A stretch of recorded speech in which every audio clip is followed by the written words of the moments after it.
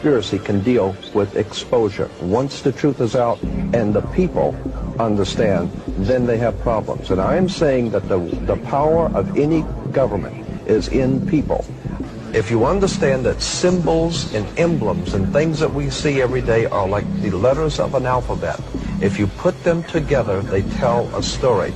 If you understand, wake up and understand that we are not in a benevolent government, that Plato said the price good people pay for non-involvement in public affairs is to be ruled by evil men. In the old Celtic Druid occultism of ancient England, from which we have gotten most, about 95% of our mysticism in America has come from the old ancient English Celtic magicians. We always see pictures of we're talking about Stonehenge, right? Yeah, Stonehenge, right. Merlin the magician with his magic wands, and all the magicians always have their magic wands. Magic wands were always made out of holly wood. And holly wood has been used for many years to manipulate your thinking, to explain mystical subjects to you, and to prepare you to accept certain mystical premises. A classic example, and I'm not in any way belittling the work, but it's very important to understand Steven Spielberg and George Lucas's work with the Indiana Jones and the Last Crusade, because you can't understand the Last Crusade if you don't understand the First Crusade. And if you understand that the Raiders of the Lost Ark, who was the Raiders of the Lost Ark fighting against? It was the Nazis. Interesting too, in the Star Wars, according to the Masonic reference works that you can get in any library, the Freemasonic orders of Europe said that there was a little ideologue, a little spiritual entity that gave the knowledge to what the Masons call our hidden masters. That's what Freemasonry refers to, those who lead world Freemasonry. They don't know who they are. No Freemason knows who the actual leaders of the world organization are. They call them our hidden masters. Well, according to the reference works, there is a little spiritual entity that guides the world Freemasonry, and they call him Yoda. And in the reference works, you'll see this little creature with the pointed ears, and he's called Yoda. Yoda goes back to Judah, or Judah, which goes back into British Israel World Freemasonry, going back to the time of the founding of England, and that's why they're today called British. The British, it's a very big difference between being English and British. Brit is Hebrew for contract or a covenant, and ish means man in Hebrew. Therefore, British is the covenant man or man of the new covenant. So we're talking about Star Wars. So we're talking about Star Wars. We're talking about the evil empire, and Empire Yoda, Strikes Back. And with the Empire striking back, New York is the Empire State. We're talking about the new empire of New World America striking back at Europe in 2 world wars to overthrow the old Roman dynasties in Europe to take over the world. So what we're saying here is that there is a war going on between gangs to see who's going to ultimately be on the top of the pyramid. Yes, the obelisk, you'll see the Egyptian obelisk here. The Egyptian obelisk points up to the top of the triangle or the top of the pyramid. We're talking about occultic forces. We're talking about the 5-pointed pentagram, which was used by satanic worshippers for thousands of years. If you take the 5 points off of a 5-pointed star or a pentagram, you have left in the middle a pentagon. That's why the United States has a pentagon.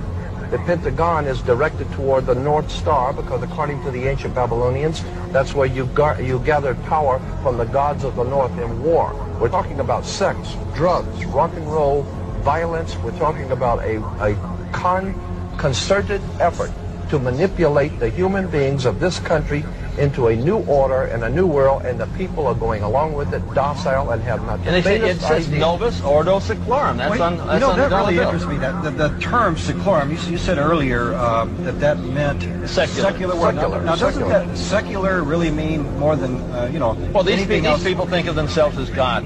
Well, but these are the new gods. But secular. If you ask a minister what secular means, he'll say the secular world and we Christians, meaning that it's a secular world without the God that created us. Isn't that true? Yes. So what we're looking at is a new God, a Luciferian God, a satanic God who will be the leader of the New World Order. So the New World Order is the New World Order without the old God of the Bible and with the new God, Lucifer, Satan. Now, And you we wanna take a look bring at out- the pentagram. We want to bring out one point here in relation to what he says. We're not talking about an evil genius somewhere in Bavaria. We're talking about America. Here is the New World Order. We are in the middle of the most diabolical, conspiratorial movement ever developed on the face of the earth, right here in America. In Africa, and the big game hunters in Africa for many years used to, when you go out to hunt the big game, you wouldn't go into the jungle to look for the big game. You would hire many of the natives to go out with cans and bottles and surround about a 10-mile circle out in front of you and work in, beating cans and bottles and screaming and frightening your prey, the lion or the animal that you're looking for, and he's your prey. And you keep closing in until finally whatever is out there comes out into the open and he's a sitting duck. That is precisely what has been happening for the last 100 years. The Illuminati have been purposely organizing, directing, and financing wars, revolutions, violence, and bloodshed, so that it will sufficiently impress and frighten the world of humanity into accepting a new order, a new police state that will finally put down all the law and order, the disorder in the world. And it is the oldest trick in the book. Our greatest enemy is not in a crack house, it's in the White House. It's not in a bar room, it's in the boardrooms. And so the point I'm making is that we are being manipulated from the very top. And we need to wake up and find out that America is not the land of the free and the home of the brave, because we're not free and we darn sure ain't brave. These Illuminati refer to their offspring in their publications as their children, their offspring. They refer to your offspring as kids. You have kids because you're just like a goat. You're sheeple. That's why you have kids. And your children are going to be slaughtered if you go along with the program. There's no question about it. They're going to be identified. They're going to be marked.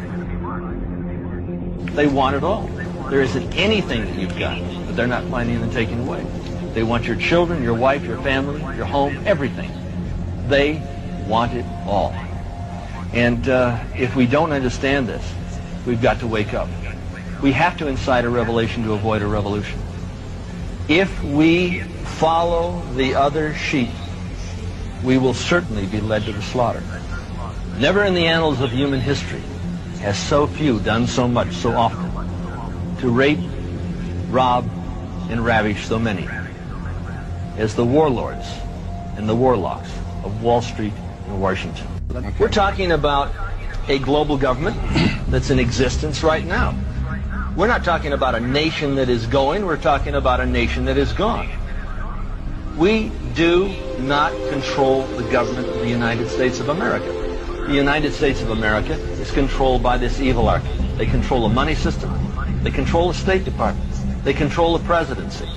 And if you take a look at the fasci on each side of the Speaker's podium in the Senate, you're going to find that we have a new world order in place. What do we have to do? Incite a revelation to avoid a revolution. Or wait for the second coming. The choice is up to you.